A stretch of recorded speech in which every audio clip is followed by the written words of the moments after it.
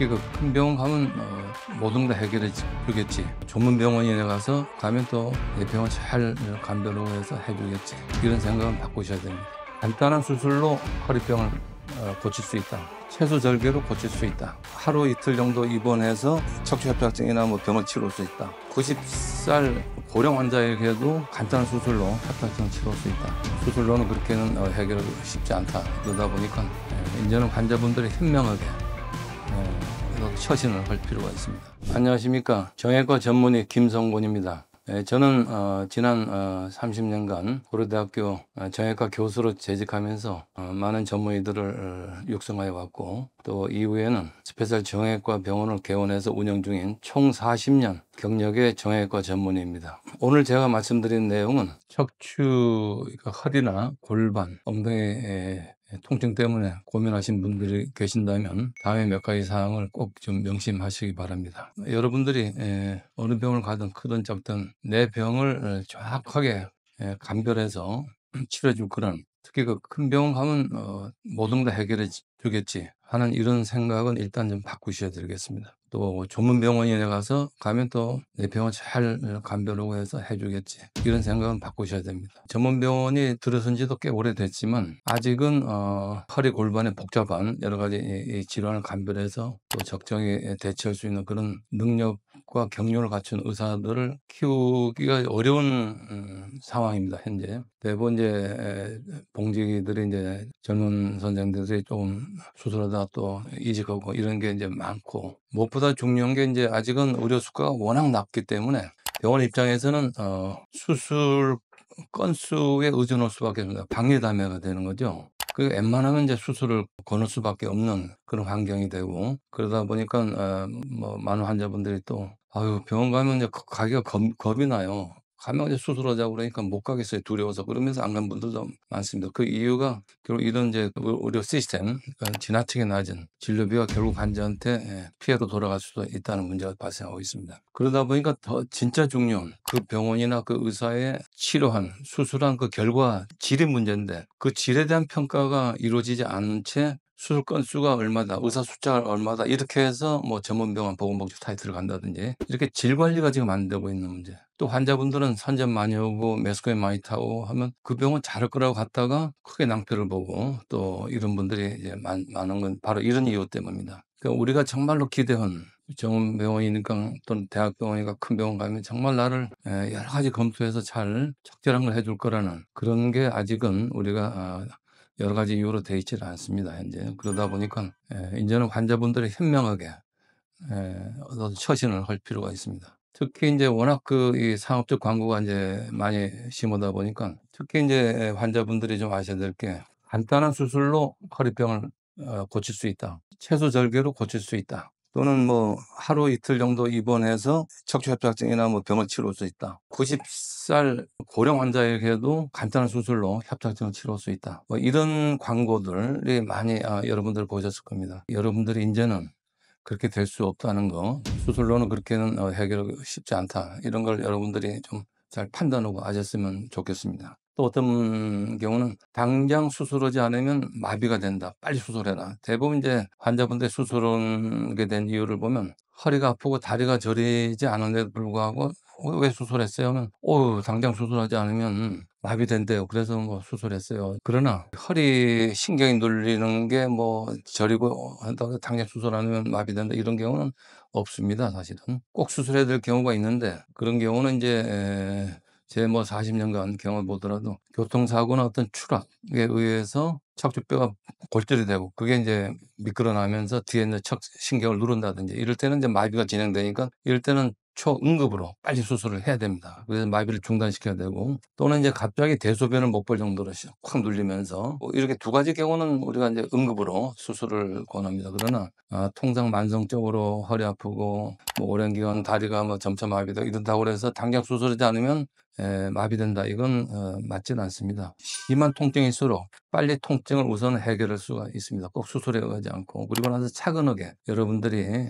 여러 병원을 방문하면서 좀 다시 검토해보는 그런 현명함이 좀 필요합니다. 이런 피해들이 지금 겪고 있는 환자분들께서 제가 꼭 마지막으로 말씀드리고 싶은 거는, 병원 가시기 전에 우선 의학 정보를 좀 충분히 좀 갖추시고 거기에 많은 시간을 일단 좀 투자를 하시기를 제가 권해드립니다. 무조건 의사의 말만 듣는 것은 물론 의사를 신뢰하는 건 중요합니다만 내가 기본 정보를 가지고 있어야 됩니다. 둘째, 병원 가기 전에 환자분이 아픈 증상을 차분하게 기록을 하고 자세하게 허리 아프다, 허리 아파요 이렇게만 떠하고 아무 소리 하는 분도 계십니다. 다 알아서 하는 식으로. 그러나 어떻게 허리 아팠고 언제 아팠고 아침에 어땠고 저녁에는 어땠고 또는 뭐 무슨 동작에서 앉았다 일어날 때 아팠다든지 다리 저림증이 있었다 없었다 뭐 땡기는 게 있다 뭐 이런 여러 가지 본인의 그 증상들을 자세히 기록을 하셔가지고 의사한테 잘 이야기해 주셔야지 의사도 그 이야기를 잘 듣고 또 기록을 하고 이런 게 굉장히 중요합니다. 근데 어떤 환자분들은 허리 아파요.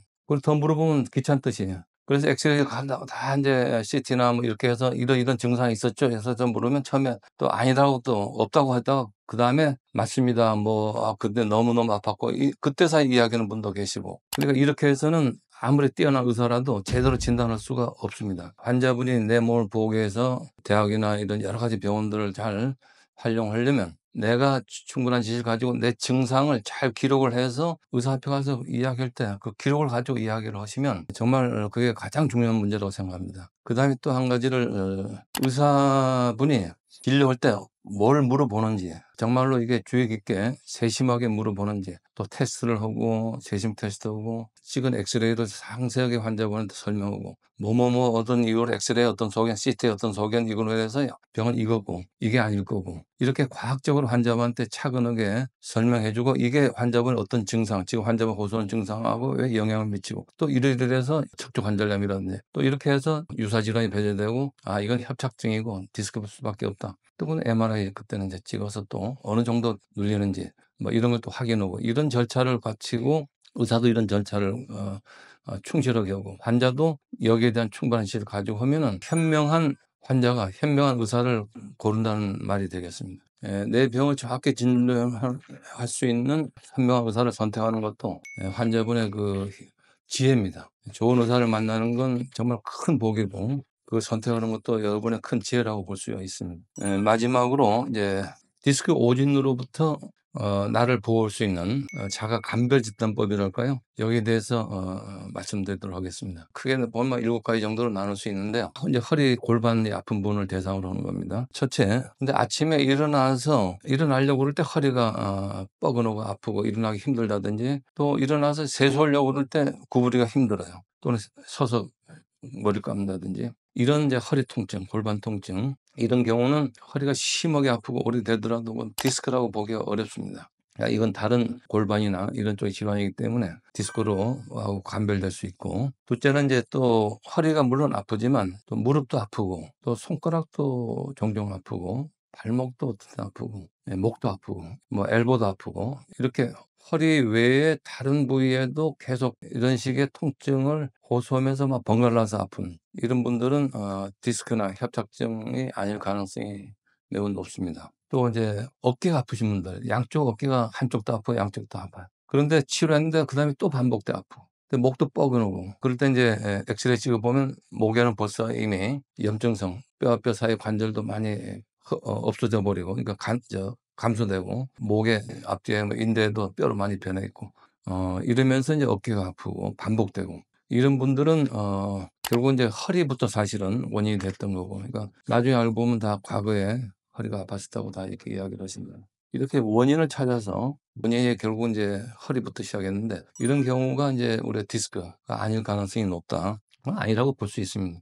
그 다음에 또 이제 발목, 발바닥, 족저근막염이라고 흔히 이야기하죠. 거기 이제 많이 아프고 그러면서 허리가 아프고 또 아킬레스건이 붙는 부위, 맨 뒤꿈치 여기도 통증이 있고 또 무릎도 앞쪽에 항상 아프다든지 이러면서 이제 허리는 워낙 본인이 오랫동안 아팠으니까 이건 이제 잊어버리고 이제 또 발목만 아프다고 하는 경우도 있는데 이런 경우도 결국은 이제 허리 아프지만 디스크일 가능성은 적고 다른 질환으로 이제 볼 수 있습니다. 또 되게 이제 허리 아프면 다리가 땡기냐를 이제 많이 봅니다. 그게 이제 디스크나 협착증을 판단하는 중요한 기준이 되는데, 그러니까 종아리까지 다리가 땡기고 발바닥까지 그 감각도 잊어버리고 가다가 쉬고 싶고 이러면 이제 물론 이제 협착증 또는 이제 디스크를 의심할 수 있습니다. 또 당뇨 의심해야 됩니다. 그러나 골반부터 허리가 아프지만 살짝 무릎 뒤쪽까지, 무릎 위에 쪽까지 이렇게만 좀 저린다든지 당기는 경우는 통상 디스크나 협착증이 아닙니다. 그러나 이런 경우도 많이 그 디스크로 해서 수술을 받는 경우가 많이 있었습니다. 그 다음에 또 이제 중요한 문제는 멀쩡하다가 어제 밤까지는 멀쩡했어요. 근데 아침에 자고 일어나서 꼼짝을 못해요. 정말 꼼짝달싹도 할 수 없는 그런 상태. 옆에서 누구 건드릴 수도 없는 그런 경우 또는 뭐 잘 가다가 갑자기 이제 뭐 구두끈을 묶는다고 허리를 구부리자 그 자리에서 꼼짝 못하고 움직일 수 없는 극단적인 통증을 호소한 경우 이런 경우가 대부분 이제 응급실로 실려가고 또는 이게 이제 반복되는데 이런 경우는 척추 관절염이라고 그래서 이 디스크하고는 사실은 관계가 없는 이런 경우는 내가 디스크하고 좀 다르구나 신경이 눌려서 오는 거하고 다르다는 걸 여러분이 알 수가 있습니다. 물론 이제 여기 디스크도 같이 터져서 오는 경우도 꽤 많이 있긴 합니다. 그다음에 이제 사타구니 가 아프다 또는 엉덩이 뒤에 엉치 이런 쪽에 이제 통증이 오는 것, 특히 서해부 사타구니 통증이 오는 경우에는 디스크일 확률은 매우 적습니다. 이건 그 전에 보면은 사실은 고관절 사타구니 무혈성 괴사인데도 이제 허리 디스크로 또는 협착증으로 수술 받아서 다시 고관절로 이제 저희한테 와서 수술 받은 그런 경험도 종종 있습니다. 이와 같이 한 이렇게 7가지 정도 경우들이 흔히 많이 발생합니다. 이런 경우는 여러분들이 디스크가 아닐 가능성이 높기 때문에 병원을 가시더라도 또 이렇게 디스크가 아닐 가능성에 대해서 여러분 이런 지식을 가지고 좀 상담을 하고 대응하시면 여러분의 건강을 지키는 데 큰 도움이 될 걸로 보입니다. 지금까지는 이제 요 최근에 그 허리, 골반 또는 엉치 이 통증에 대해서 여러 가지 현실적인 디스크 오전의 문제점 또 그로 인한 장기간 올 수 있는 피해 이 현실에 대해서 말씀드렸습니다. 좀 이런 이야기는 제가 사실은 하지 않으려고 수년간 준비해 왔습니다. 하지 않았습니다만은 아무래도 좀 자꾸 심해지는 경향이 있어서 제가 결국 이런 내용을 유튜브를 만들게 됐습니다. 이제 특히 그 허리나 골반 이런 쪽은 우리가 걷는 거 독립적으로 보행할 수 있는 것과 직접 연관되어 있습니다.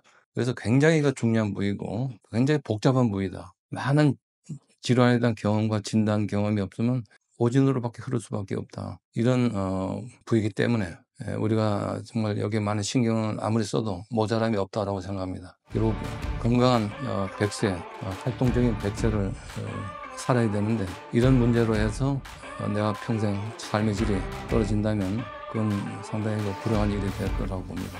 여러분들이 이런 지식을 가지고 더 건강한 삶을 살길 바라겠습니다.